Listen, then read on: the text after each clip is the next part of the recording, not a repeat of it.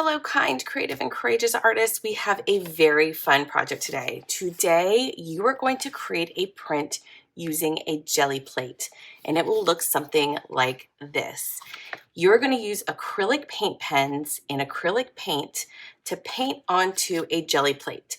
This is a little baby one. I'm going to use this as an example. I have already drawn my design on my larger jelly plate to speed things along, but I want to show you a quick little demo on this one, and then I'll show you how to add your paint layers. But what this is called a jelly plate. It is called that because it feels kind of like really thick jello or gelatin. You're able to apply paint to this surface and then press paper onto the surface and transfer your design from this surface to your paper, creating a print.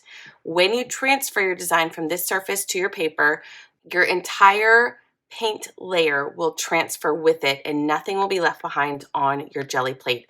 And that is called a monoprint because you can only create that print one time. There are types of printmaking where you create a design on a different type of plate, such as intaglio printmaking or litho printmaking, where you can print your design over and over. But with this one, we're creating one single monoprint design. Now, what I want you to do is I want you to first think about a photograph that you really like. I would focus on architecture or a landscape, something that has really strong lines and is not too complex because we are going to be tracing over this image using acrylic paint pens. You can use whatever color acrylic paint pens you want. I like to use black, so it's this nice consistent base, and then I add my color with my second layer. You could use different color paint pens to trace different areas of your design. I just want you to think about how it will look when it all comes together in one complete image. Once you decide what image you want to use, try to go to your personal photographs. We want this to be completely your own work of art based on your photograph, using your drawing and your painting skills and printmaking to create a one-of-a-kind work of art. Look through your photographs, find one that you like, size it to the size of the jelly plate that you have. I'll be working on an 8-inch circle. You might have an 8-inch by 10-inch rectangle or maybe an 8 by 8-inch square. Get to your image about the size of the plate, then print it out. For my very quick little example, I printed out a picture I took while I was in Italy, and I'm just going to do a quick little tracing of these boats. This is a newer jelly plate, so it's very clear. Even though it's a little dirty, I need to clean it off, but I can see the boats pretty clearly through my jelly plate.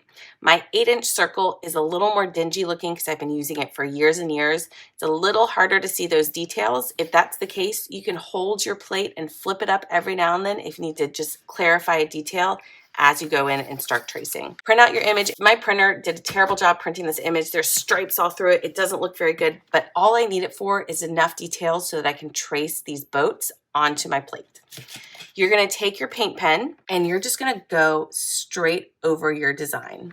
As you trace over your design, I want you to trace the foreground design first and then add background designs as you go. So start with the foreground and work your way back. The reason you want to do that is because you don't want to have a line that goes through a section of your design and then have another object on top. We're just outlining, so you don't want to see a line that's supposed to be behind something just going straight through it. So think through, think critically, and look at your image and say, okay, this is going on top of this, and I need to add those designs first. And I'm going to quickly go through and trace this whole boat onto my plate. All right, I think I'm actually going to jump over here because really this boat is kind of overlapping this boat, so I left a little gap. This boat is really my front boat, so I'm going to go through and do this one real fast. All right, now that I have my boats traced, I'm going to go ahead and add just a few lines into the water just to continue this graphic style look. I want to balance this black line throughout my work of art so it's not just concentrated in one area and then I just have paint around it. You want to create a consistent look in your design. And then when you're done tracing all the details, you lift it up and you can see my little boats. I think they look so sweet. This will be a fun, quick little print to do, to paint and do a mini print of. Now, my bigger design is a lot more complex. You can tell I have a theme of doors in my prints. I created this tracing based on a photograph I took while I was in France. This also has terrible print quality, lines all through it. Ignore it. That's okay. We don't need to worry about that when we're just tracing the design. And what I did when I placed my plate onto my photograph, I realized that I could get my door in, but I wouldn't be able to get the full window in. And so what I did was I placed my plate down and I traced over all the details with my black paint pen for the bottom half. And then once I was done, I slid my jelly plate up, made sure my corners still lined up, and then I traced over the windows at the top. You can see the image ends, but my jelly plate continues off of the edge of the paper. So I just continued details. You see this plant over here, you see these vines going across. I just continued those details off the plate and kind of made it up to fill up the rest of the space. After you use the paint pen to draw the outlines on your jelly plate, you want to leave it to dry. You can lightly touch it and you can see the boats that I just drew, they are not dry yet. This needs to set aside and dry a little bit longer. It's possible for this to get dry enough during our class period to begin adding paint, but you want to make completely sure that it is dry before you get started. I outlined this a little while ago, so this one actually is fully dry. It's been sitting aside for about 15 minutes. So I think I'm actually ready to start adding paint to this, which is very exciting. To make it easier to see, I'm gonna keep my photograph to the side because I wanna reference the colors in this. I'm gonna grab a blank sheet of paper. This is an old print I used to clean off my plate. And I'm gonna put my jelly plate down on this paper. Having the white behind it just makes my lines a little bit more bold. When I'm painting, I like to have my big cup of water ready because I switch between colors pretty regularly. I have already pulled all of my colors that I'm gonna use in my palette. And when you are creating a colorful painting, I try not to ever use paint straight out of the tube. I love this blue door color. This is similar to it, but it's honestly a lot lighter blue. So I'm gonna be mixing white into that. I'm gonna be pulling in some of these darker blues to create shadows and darker values. I might even pull a little bit of yellow because it almost has not quite seafoam green, but it is a little bit more of a blue-green color. So I'm gonna be mixing multiple colors together for almost all the areas of this image. Just like I recommended when you started tracing, you need to work from the foreground to the background, and that might be opposite of what you normally think of when you start a painting. The reason you're doing this is because when you print your final image, you're transferring all of those layers to your paper. The top layer is going to be this outline you created. We're about to basically cover up this outline with our paint layer, but the outline will end up being on top. So if you start in the background, if I start on the wall and I paint around all these leaves and then I add the leaves might look like when you're painting it that they're on top of the wall, but when you print your image, the leaves might end up looking like it's behind that wall color. You have to kind of reorganize how you think about painting when you start working on jelly plates. I'm going to start with the areas that overlap everything else. This plant right here overlaps everything in this image, so that's where I'm going to start first. These plants also overlap all of the wall and my windows up here, so I will be really focusing on my plants first. And then maybe the wall after that, maybe the ground after that. We'll kind of see where it takes me. As you can see with my tracing, I didn't go in and trace around every single individual leaf. I wanted it to be a little bit looser and kind of create a sense of the plant without outlining it. So you can do that. You can add a little bit more detail. It's really up to you and what you want your final image to look like. All right, I'm gonna get started with my first layers of paint. I'm gonna start with that green in the plant. So I'm going to be pulling different colors of green together. I'll be mixing in a decent amount of white. And then I'm also going to be pulling in some blue for shadows. And I might even pull in some yellow and even some like yellowy brown just to kind of tone down that green color a little bit. So you can see I'm going to be mixing all of these together to create more of a loose look in my painting.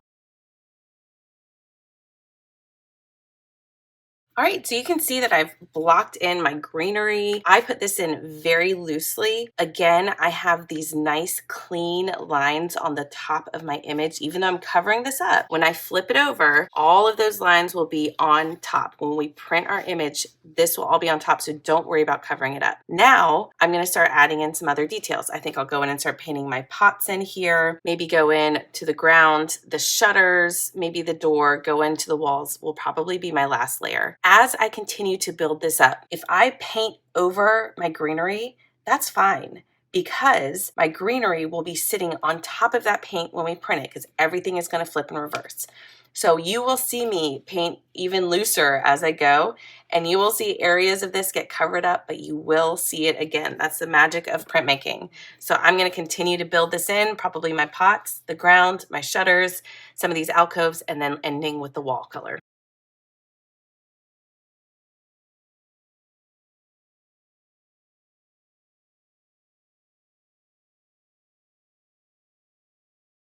All right, you can see my design is coming together. I have blocked in all these areas and it looks very messy. Look how messy those windows look. But when you flip it up, again, the acrylic paint pen lines are really keeping everything more neat looking.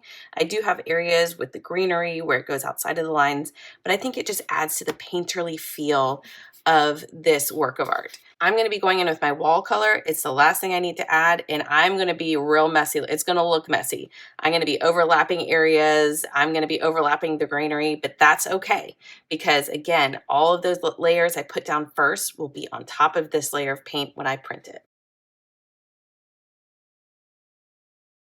All right, so now I'm going to let this dry, and when it fully dries, what I will do is paint a pickup layer, which is a solid layer on the background that I will then use to print all of these layers and move it from the jelly plate onto my paper. Let's let this dry. I'll check back in when it's ready to go. All right, my painting is totally dry. So now it's time to put my pickup layer down. I like to use a nice white brush for this, and I prefer to use white paint. It's okay if other colors kind of mix in there. I like white because it creates a nice bright base behind my paint layers. So if there's any areas that are a little bit more thin, it's kind of nice having a brighter color showing through. You can also add other colors into this sometimes for fun. Let's just do it today. Why not? I'll add some bright colors into it. So if that does show through the background, you'll see some fun brighter colors in the background. So we'll do a mix of white and this nice bright purpley red. Once you have your pickup layer ready, it is time to immediately put your piece of paper down on your plate. The way I like to do this is I use my fingers to kind of feel for the plate to help center it on the paper. We're not looking to perfectly have it in the middle because you can always cut it out and remount it on a separate sheet of paper. We're not being super precise with this. It's more just to make sure you don't accidentally put your paper down and have a whole chunk of your plate off the edge of your paper. So I'm going to carefully use my fingers as a guide, plop this down. Now you want to press your paper down. You want to make sure every part of your paint is sticking to the paper and it is well stuck to your paper. You can use a Baron for this. A Baron is a specific printmaking tool. It has a handle on it and a flat bottom. Or if you don't have a Baron, just put your hand in an empty plastic cup. You can use scissor handles, you can use a wooden spoon, anything that's nice and flat that you can use to press down on your plate. I like to use a little bit of everything just to make sure that I have a good adhesion between the paint and the paper. And then once you finish this, this is now the hardest part of this entire project. You have to wait until this is completely dry to pull it up. I recommend waiting overnight. Yes, wait overnight, because if you wait a couple hours and you feel like it's ready to go, all of these layers are holding that paint in the middle and it takes longer to dry because it's not open to the air. So it takes longer for the acrylic paint to dry. You may think it's ready to go and you pull it up too early and then you lose a chunk of your image that is still stuck to your plate. Take your time, let it dry, leave it be, and come back tomorrow to pull your print and reveal your amazing jelly print image. All right, I have waited patiently and it is time. Let's see how my print turned out.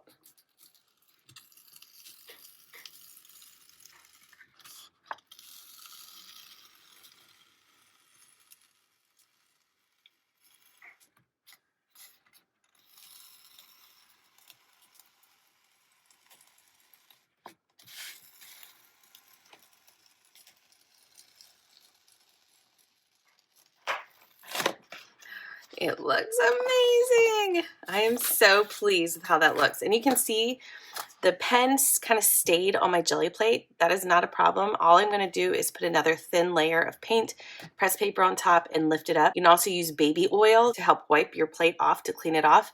Just make sure when you finish with your jelly plate that it is as clean as you can possibly get it so it's ready to go for the next person. Before we get into this, when you are done with your jelly plate, you will store it in the little clamshell container it came in. Make sure this is centered in there. You don't accidentally want to close the edge of your jelly plate in the edge of this because it will press an indentation in it, and we do not want that to happen. So take care of your supplies so that the next person can also use it. Now look how amazing my print turned out. I am in love with it.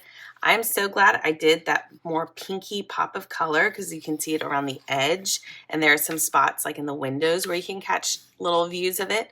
I like that way better than just my plain white that I was planning on doing, so I'm glad I went with that. At this point, take a look at your print and decide if you are 100% satisfied with it, if there's anything else you want to add to it. One thing I did do on this print that I didn't do in this one is add some of these little dots. They don't have to match, but I do like having just a little extra texture in the wall. So I'm going to go in with a pen and I'm going to add just a few little dots. I think I'm also going to add a few lines in this area to make this look more recessed, so it goes back in space a little bit more, and I might do the same to some of the windows and maybe add some dots around the shutters. And I think I'll go back and add a little bit of line around these leafy green areas where I decided to add a little bit more and there wasn't any lines there. So I think those few little additions are just going to put the final touches on my print, and it's just going to be perfection. So I'm going to add that in, and then the final step is to cut my print out, mount it on a new sheet of paper. Personally, I love seeing the edge with the dried paint, so I like to cut a nice perfect circle and leave a white gap around the edge and then mount it on a new sheet of paper from there. Let me add these final details and then it'll be your turn. All right, and there is my second print, and you better believe I'm planning on making a third one because I love sets of 3. So I'm going to find another doorway from my trip when I went to Italy and France and Spain, and I'm going to hang these together, and I think they're going to look amazing. Now it's your turn to create your own acrylic paint pen and acrylic paint print. Remember to let every layer dry completely between each one except for that final pickup layer. Lay your paper down while it's still wet and make sure it's very well pressed onto your paper. Enjoy this project. It's such a great way to translate an image into a work of art. Have fun and happy art making.